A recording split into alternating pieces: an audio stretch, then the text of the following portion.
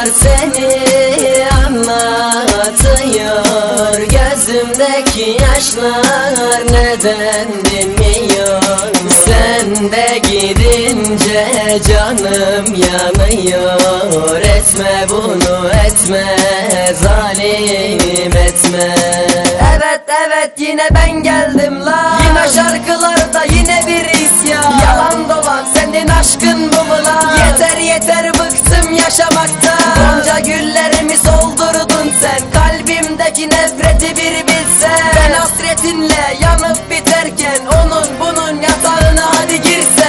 Güzelsin diye sevmedim seni. İstediğim tertemiz bir eşti. Karanlıklar içine bıraktın beni. Dön gel gülüm özlüyorum ben seni. Sana kızamıyorum kıyamıyorum la. Seni içerim suyumda zehir olsa. Kalbin yok bunu anlamazsın ha. Ardından tek bendim ağlaya. Ortamdan ortama takılıyorum be. Beni kurban ettin ya maddelere. Gözlerimin altı mosmor halde. Kahpe duy beni sende. Umutlarım tükendi be elinde. Aşkım diyen dillerin nerede? Hani derdin ya seviyorum diye. Bak ben ölüyorum neredesin be? Ben bir rapçi değilim aslında. Gördüklerimi yazıyorum be gülüm. Yazdıklarımı anlamazsın ama sen yoksun ya şimdi sürgünüm. Söyle bana onunla fiyatın neydi? Dünya malı için söyle değdi mi?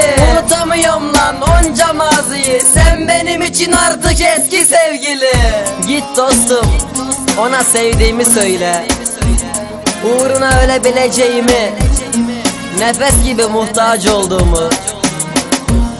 Ama unutma, bensiz mutluysa sus ve geri dön.